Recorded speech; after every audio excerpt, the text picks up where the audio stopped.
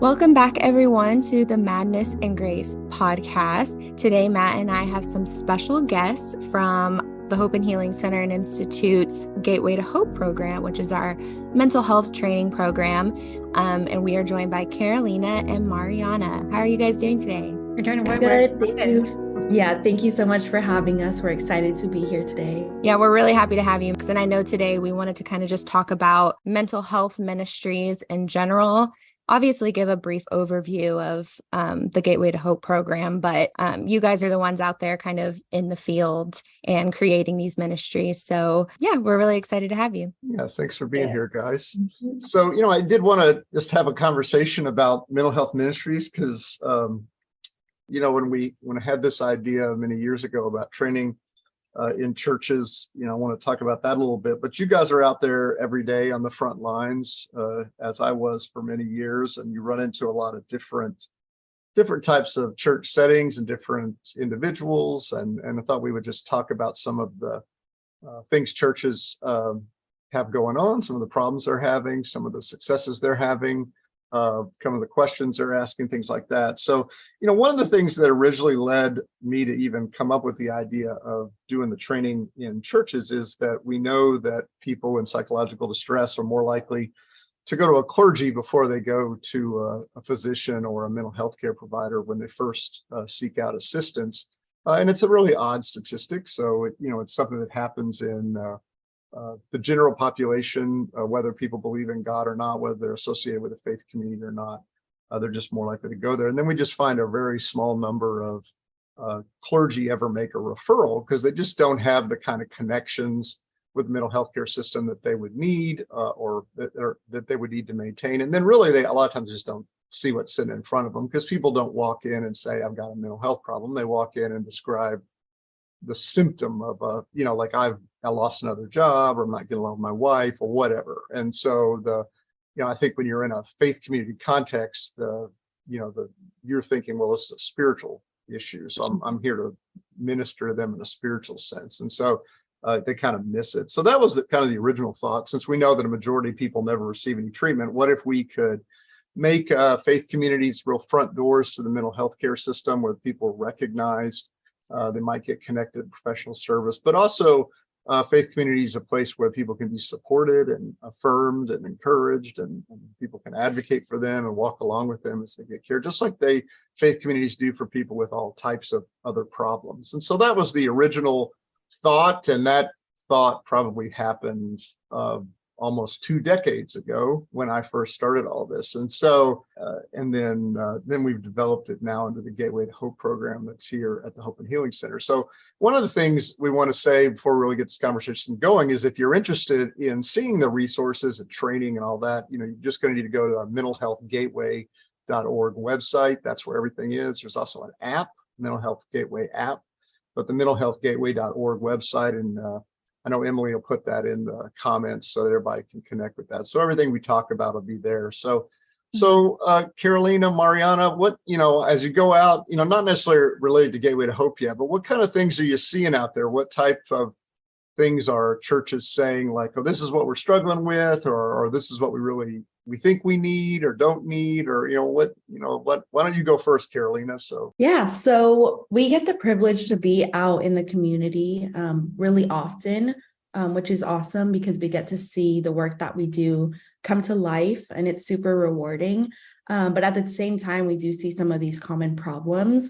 Anxiety is always a really big one. I feel like when I ask people, so what's the biggest challenge in mental health that your community is facing? Anxiety always seems to be the biggest one. We've seen a lot of ministries focus on addiction and some sort of behavioral health type things. I will say a lot of ministries will start with an addictions ministry. And as you get into that, it's a clear connection that addiction is very connected to mental health. So I think those are the two biggest ones, would be anxiety and addiction. What about you, Mariana? Going back on not only identifying the fact that it needs to be talked about, I will say that when we go out of the community, I feel like they're so much more open to having the conversation than a lot of people think. So I think that's been a wonderful thing to kind of go in, because going into a community that you already have stigma around not accepting this conversation and really having an open door to having this conversation, I think a lot of people don't want to have the conversation in church because they have the stigma reversed also. But what I have seen a lot of the church wanting to get equipped and understanding how they can respond to this mental health, any mental health distress. So you see a range of different things. I personally, when I've gone to it, I get a lot of family members coming and asking me, how can they help their loved ones, or tell me the story about somebody else to get help. So that's when, that's the biggest thing I've seen, is how much families want to talk about what's happening to a loved one and really kind of diving into their symptoms. So the conversation is really wanting to pick up. I'm glad. I just wanted to jump in and say I'm glad to hear that, you're seeing that churches do want to take this program, that, you mentioned stigma and how in religious settings, obviously there's going to be some pushback. Have you guys felt any pushback from different places you've gone in terms of, obviously they want to take the training, but have they said, well, we don't really want to talk about that. It's too sensitive a topic. Have you guys run into that at all? Or does everyone seem to be pretty open? Yeah, well, what I've noticed too is the people that will reach out to us, or whenever they're ready to get Gateway to Hope training, they're already open to the conversation. So I would say that's probably our biggest barrier, is getting connected to a church that is wanting to receive this information. Typically what happens is an individual will take our training and they want to bring it to the church, but they're just not ready. They don't know if the church is ready because they have so much other things going on. Right. So that's a common problem that we have. But then when we get into the church, there is stigma issues, and I think it's helpful that we have stats and science to back things up. And we're never telling people that they have to turn away from their faith to receive this information. So it's not mutually exclusive. It's not one way or the other. I always say faith is such a huge tool in someone's mental health, and connecting to something is such an important part. So it's not like I'm saying, okay, you take medication and you go to therapy and don't even think about church anymore. It's not anything like that at all. What's helpful is that when we go to train these churches, we have the awareness that we're not always a part of that community. And so we always lean into letting them inform us about what they're going through, and inviting people in that community to kind of share their story. And so people can hear from them, as well as if they want to add more faith pieces that are going to resonate more with that community. We're always super receptive to that as well. And I think we do a good job, both Caroline and I, at letting the communities know that there are the experts of their own community, and that allows that to take back some control while still receiving this information, because at the end of the day, there's a lot of amazing information within this training that they can apply it. And once those walls are down, they really receive the information much more vulnerably, which is what we hope that they can see through the information, and then being like, this works for us. We can apply that. This is manageable for us too. And when I first started the development of this, when we used to, in the very early days, it was called Mental Health 101. That's what that was the original name. It's a horrible name, but now it's Empower. We love it. It was bad. But the idea was to really affirm people in their faith, and to use the language of faith as we discuss these things, as opposed to what I'd seen in the past, where maybe a psychologist comes into a church and just kind of throws up a bunch of science, and then with not that necessarily that was wrong what they said, but there was no way for the faith community to integrate or connect that to what they already were doing. And so I know that is something that we try to do, to use the language of faith to say that, this is something just that will make your ministry even more effective by adding these resources and tools. And, it's just a kind of an addition to what you're already doing. It's not like a whole new, like everything has to be out of nowhere, start a whole new thing. Now, one of the things that I hear the most, and I know you guys have said this to me before, but I hear a lot is this idea of, particularly a church is like, well, we don't, or a person gets a training and they're like, well, I don't know where to start. I don't know how to start this. And one thing I would say is that, one of the, it's such a kind of all-encompassing problem. It's so, as you said, Carolina, a lot of times a church will start an addiction ministry, and then all of a sudden they realize that at least half the people with the mental health, with an addiction, have a mental health problem. And now there's all kind of, everything's going on here. And, one of the things I would say to people out there that are like, well, I have no idea where to start. You have to realize that you don't have to try to start everything all at one time. And I think that a lot of times is the problem. You could start very small. You could start with a single person in the church trained to help make referrals. You could start with one single support group for one particular issue, and you can grow things over time. So, I mean, that's always my response is like, you don't have to try to start everything at one time. Just do something, just kind of start from your biggest need. And as you guys said earlier, the churches know themselves the best. What's their biggest need? If it's an addiction ministry or addiction group or whatever, just start something and begin to grow that. And I know in Gateway to Hope, we can kind of help people along with those kind of things. But what are some of the issues you've seen in relationship to trying to get a ministry up and going, and maybe give the listeners an idea of kind of what kind of time frame are we talking here when we're talking about getting something up and going? I think I can step in on this and say we've seen some people will start, like you said, backwards. And as much as we had the perfect training track for everybody to be able to start their mental health ministry, I think, like you were mentioning, you just have to start somewhere and do something.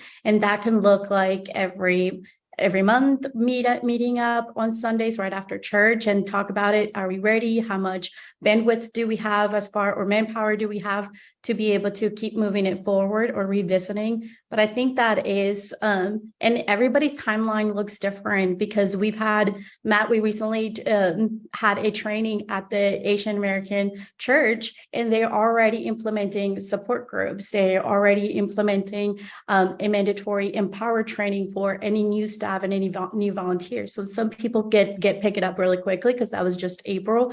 And then we've had churches that because of virtual, we've been able to train people virtually. So we have one, the East Coast, that has been able to just slowly have small meetings. Then they'll say, we're ready to have a full group to have one training, and then kind of move forward to their own timeline. So I think that timeline, just as long as you said, as long as it's moving forward, then they're able to really do the track. Yeah. And typically the person driving this, we encourage them to get their mental health coach training as well. And with the coaches, me and Mariana, I think, do a great job at providing resources that they need. So once a month, we will do coach calls with these coaches, and we develop the coach calls based on what they have told us that they need. So things like getting started with your mental health ministry, or marketing your mental health ministry, or different things that they have told us. We'll, at the end of the year, we'll look at all of the feedback we've gotten, and we'll kind of plan out the rest of the future year's coach call topics based on what people have told us. And what we always tell them is that, use us as a tool, use us as a resource. If we don't have that information, we can point you in the right direction. So although sometimes it is hard to get started, and we do hear people saying, okay, I took the training, what's my next step? And we want them to know that they can use us for guidance in that way. And similar to what Matt was saying before, I always recommend people start with a support group, because it's just open doors. Whoever needs to be here can be here. And that will really demonstrate the need for more extensive care in the form of a mental health ministry, because people are going to be a little bit less intimidated to join a support group. And so that will really show the amount of people that need that help. Yeah, another thing that I have heard over the years is a lot of times people or churches will say something like, well, that's just for big churches that have a lot of money or have a lot of people.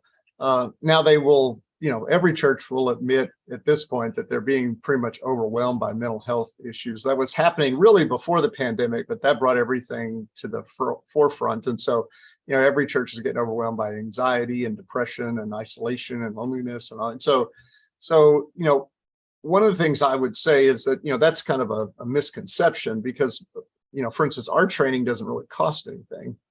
And so that's easy to get the training, and you don't really need a lot of people if you're just talking about, say, for instance, say you're a small church that just has a volunteer staff, and you have somebody trained as a mental health coach that can provide some ongoing support and some referrals to the community, and you start a support group, which is it's free curriculum. You just follow a curriculum, and it provides a kind of ongoing support that's been demonstrated to minimize symptoms. I mean, you could easily do something like that. I mean, I think about a small church that I dealt with up in a county north of here, older congregation, very small church, interested in engaging mental health in their community. And basically they kind of did a needs assessment of what was going on in their county. And they realized that there was a real need for support for men and women that were getting out of the county jail there, that had been in there for a while. So they basically started a group for people that were getting out, kind of assimilating them back into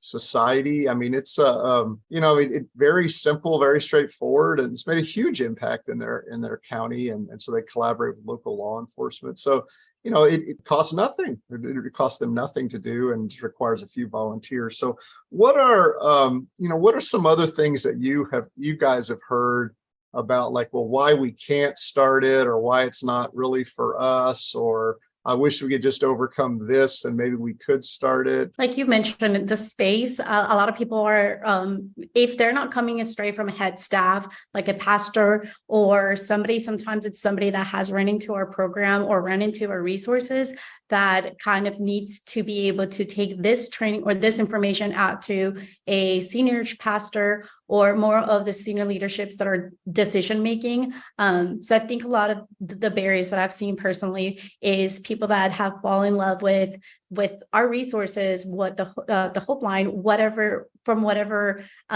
resource that they found us from, and just taking it back to leadership to then be able to implement it into the church, and then recruiting who else is going to be like-minded to be able to want to move this forward. So I think those two are the biggest barriers. Yeah, I think you make a good point there. I want to just highlight that, is that, a lot of times it isn't a pastor or a minister or a staff member of a church that contacts us. It's just a passionate congregant who themselves have had a mental health problem, or a lot of times their family members have had a mental health problem, and they came across a book I wrote or our training, or they saw something, and it got us connected, and now they're super excited about what we're offering. And what they then do is they kind of go through the training themselves, and then they kind of go and just kind of dump this on one of the clergy, and that doesn't always work. And so I wanted to just give kind of I've been thinking about this, of how to respond to that, because we get that a lot, and so in fact, then we get a really disappointed person that's been trained who says, well, my pastor doesn't want to do this and they're not supporting me and whatever.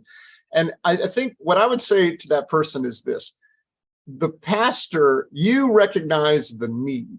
You recognize the need. Either that's personal, like you had in your family, or you have a friend, or you've seen it at your church. And so you recognize the need and you're passionate about the need, and now you've gotten the training. But oftentimes when people go in, they then go in and they say, okay, pastor, well, here, we need to do this training with everybody so we can set this up at the church. And the clergy or the ministry staff, they don't necessarily recognize the need, and you need to understand that that's okay, because they may not be seeing this the way you're seeing it, because you have more of a personal perspective. So what you need to do first, before you go in and say, hey, I got trained, or I've got this, or we need to do this, is you need to go in and help them understand what the need is. Don't go in and talk about the training. Go in and talk about the need. Go in and say, hey, did you know that my son has been in a psychiatric hospital 3 times because he struggles with bipolar disorder? And because of that, I know that in our own church, there are a number of families that have that problem. And, here's a statistic that says people are more likely to go to a church. Have you ever had interactions with people like that? And I bet, if you help the clergy or ministry staff understand that there's a need, you then can help them understand how that need can be met. And I think the problem is when you go in and you talk to a minister or clergy and you say, we need to do X, like we need to start this ministry, or we need, all they're thinking about is time, people, and money. So I'm going to have to come up with more time. I'm going to have to find more people. And somehow this is going to cost the church money, and we've got a limited budget. So if you have to first kind of prioritize the need and show them that it's a need of the church. And in those instances, I see that you have a better chance. But I've seen a lot of disappointed people that feel like their church doesn't understand them. And really what it is they're just not understanding the need, I think. Right. And that's a really healthy way to approach it, because you're kind of being your own testimonial to why I am a member of your church and I need help. And I know other people that this would be beneficial. So I think being your own testimony and bringing that forward instead of the training, like you said, would definitely be a great opening. Matt and I usually record these episodes, 20, 25 minutes at a time. I think there's so much more to cover about this topic. So I think we're going to make this episode into a 2-parter. There's just so many other things. I feel like we could go on and on about this, and it's really important. So we'll go ahead and end part 1 here. Like Matt said at the beginning of the episode, I'm going to include all of the Gateway to Hope information, all of those resources in our show notes, and stay tuned for part 2 on how to build a mental health ministry in your church.